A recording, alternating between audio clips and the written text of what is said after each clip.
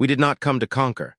We came to collect what a treaty, signed 4 generations before any of us were born, said already belonged to us. That is the part of this account that still makes the junior analysts laugh when they think I cannot hear them. We did not lose a war. We lost a filing. I am the one who filed it. The border world had a name in 3 human languages and a designation in ours. Sector 19, asset class agricultural minor, threat tier negligible. I wrote that last line myself on a Tuesday, between 2 other reports that mattered more to me at the time. The reclamation clause in the treaty was unambiguous. The colony's mineral rights had lapsed 11 cycles earlier through a clerical failure on their side, not ours, though nobody on our side felt obligated to mention that. Command wanted the cobalt seams under the northern ridge. Command did not want a war to get them. My job was to confirm there would not be one. The report was 4 pages. It took me longer to format the header than to write the conclusion. Threat assessment, negligible. Recommend unarmed collection convoy. Recommend minimal escort class 2 only for optics. Population is agrarian, dispersed, and possesses no coordinated defense infrastructure. Compliance with the reclamation notice is expected within the standard grace window. Director Kaelth signed it without reading past the summary line, because that is what summary lines are for, and because Kaelth had 11 other worlds on the docket that week and Cobalt does not care about paperwork. I do not blame him. I would not blame anyone in this account if blame were the point of writing it. It is not. The reclamation notice went out in the flattest bureaucratic register available to us, because flatness is a kind of mercy. It gives the receiving party nothing to react to. This transfer constitutes no penalty and no admission of prior wrongdoing on any party's part. The compact regrets any inconvenience the relocation timeline may cause to agricultural operations currently in progress. We regretted nothing. We had simply learned over 11 centuries of expansion that an apology costs us nothing and buys a great deal of compliance. I read the notice twice before it shipped. I remember thinking, with the specific and forgettable satisfaction of a job done competently, that it was a good one. Polished. Nothing in it a human lawyer could grab. I did not think about the humans reading it at all. 2 days before the convoy's scheduled arrival, protocol required a final visual confirmation pass. Low orbit. Passive sensors only, no contact. This is the part of the job nobody assigns weight to. You watch footage of a world going about its business, and you check a box that says no coordinated defense infrastructure observed, and you move to the next file. I was the one running the pass. I want to be precise about that, because precision is the only apology available to me now. The footage showed a settlement of perhaps 4,000, spread across terraced fields on a slope that our own engineers would have called inefficient. There had been a mechanical failure at a water reclamation station on the settlement's eastern edge 3 days earlier. Nothing to do with us. A bearing failure, the kind of thing that happens on agrarian worlds without redundancy budgets. A repair team had gone out. One of them, a woman our analysts would later identify only as technician, unranked, no military record, was working alone on an exposed catwalk when a secondary valve failed and the platform began to flood. She did not signal for help. There was no one close enough to hear her regardless. She stayed. I want to describe what happened next with the specificity the moment deserves, because the moment deserves it more than my report ever did. She braced herself against a support strut with her left arm, and used her right to force a manual seal against a pressure differential, our own instruments logged at 340 kilopascals, which is more than a human shoulder is built to hold, and held it anyway for 4 minutes and 11 seconds. Because there was an elderly farmer trapped in the lower irrigation channel below the platform who could not swim, and who she had never, according to the settlement's own thin records, formally met. She did not know she was being watched. There was no audience for this. That is the detail I could not process on the first viewing and cannot fully process now. Every act of resistance I had ever filed a report on was performed for someone, for command, for morale, for a treaty clause, for the version of themselves that would have to live with the alternative. This was performed for no one. The farmer survived. The technician's shoulder did not fully recover, according to a medical requisition filed 9 days later, which is how we know any of this happened at all, through the exhaust of her own species in different paperwork, not ours. I ran the footage a second time at quarter speed, because the first viewing had the flat, unremarkable quality of an incident report, and I did not trust myself to have seen it correctly. At quarter speed, the 4 minutes and 11 seconds became 16. I watched her jaw work without sound because the audio pickup on that stretch of catwalk had failed the previous winter and never been repaired, because repair requisitions on an agricultural world take longer than the problems they are meant to solve.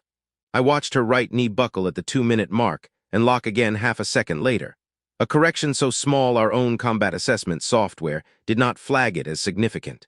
I watched the water rise past the second rung of the ladder behind her, which meant she had perhaps 90 seconds, by our own fluid dynamics model, before the platform's structural tolerance became the more urgent problem.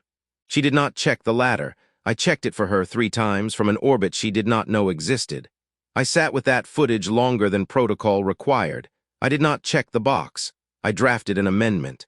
I want that on record, because it is the only decision in this account I am not ashamed of. It read, in part, recommend reclassification. Population demonstrates individual capacity for sustained, unrewarded, unwitnessed resolve under physical duress exceeding standard threat model parameters. Existing framework does not measure this variable. Recommend delay pending review. I sent it to Kael'th at 11 minutes past the hour, on the day before the convoy's departure window closed. Kael'th's response arrived 4 minutes later.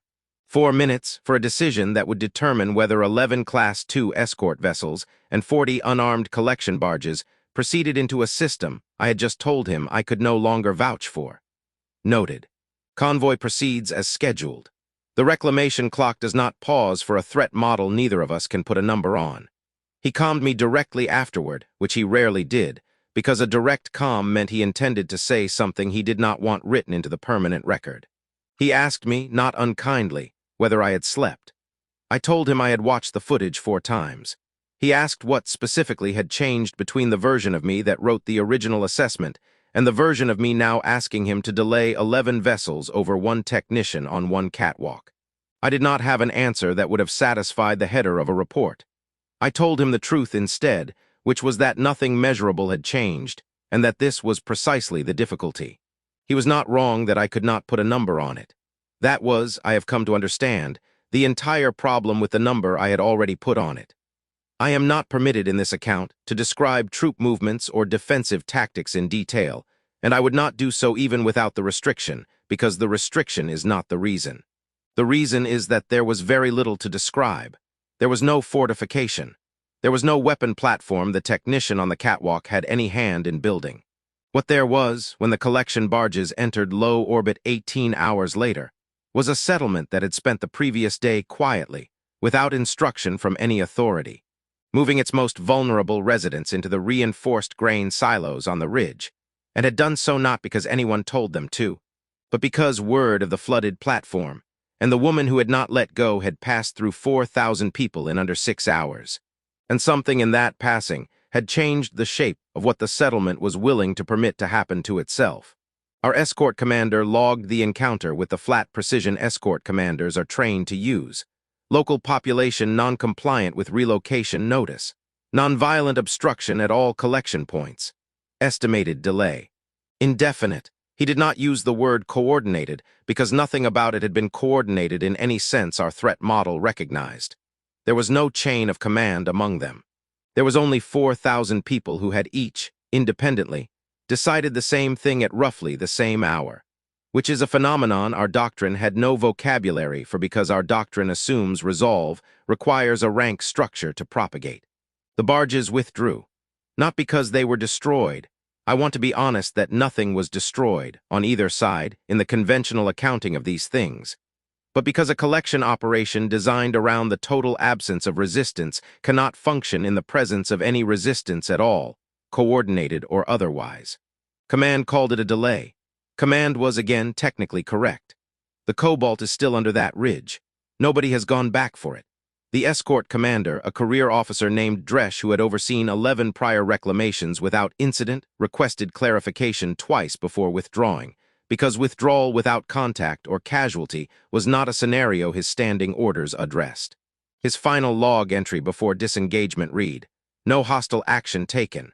No weapon observed. Population simply will not move, and there are more of them standing still than there are of us with any legal authority to make them." He added, in a note his superiors would later strike from the official transcript, but which reached me anyway, that he had recognized one face among the silo workers from an earlier surveillance still. The technician from the catwalk, her arm in a sling, standing at the front of a line of people who were not shouting, not armed, and not moving.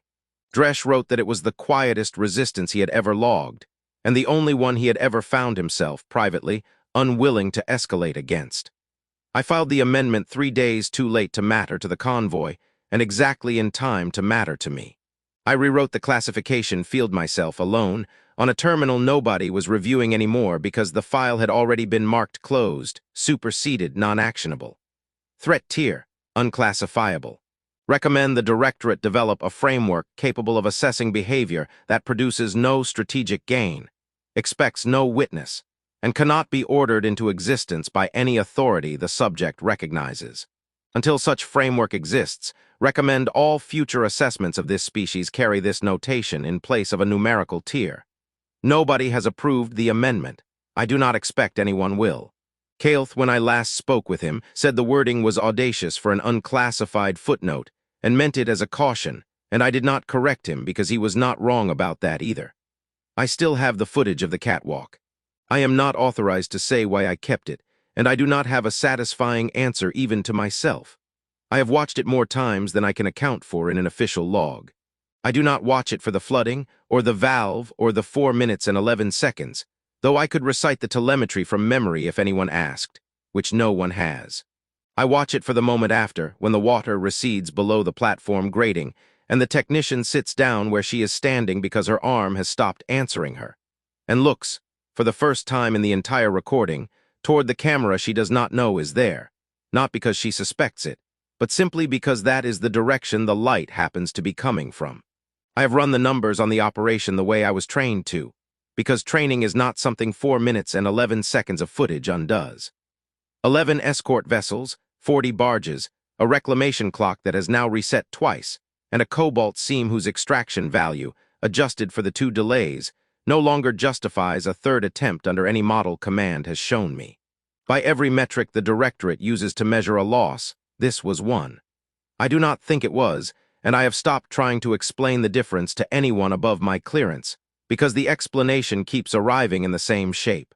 A woman on a catwalk, holding a seal shut for no one, and 4,000 people who heard about it and decided, without a meeting, without an order, without anything our doctrine would recognize as a chain of command, that they would not be moved either. I am drafting a 3rd report. It has no classification field. I have not decided what to put in the header instead. For now it says only this: the file is not closed. I do not believe it can be. I keep a copy of the amendment Kael'th called audacious in a drawer that is not part of any official archive, because some part of me suspects that if I do not, the Directorate will eventually revise its own history the way it revised the transcript of Dresch's log, not through malice, but through the same flat, competent tidiness that let me write threat tier. Negligible on a Tuesday without once imagining the woman who would prove me wrong. I do not know what the next classifier assigned to this sector will conclude. I only know what I would tell them if the header allowed for it. That the number was never the failure. The failure was believing a number could hold what we found on that catwalk at all. Catwalk at all.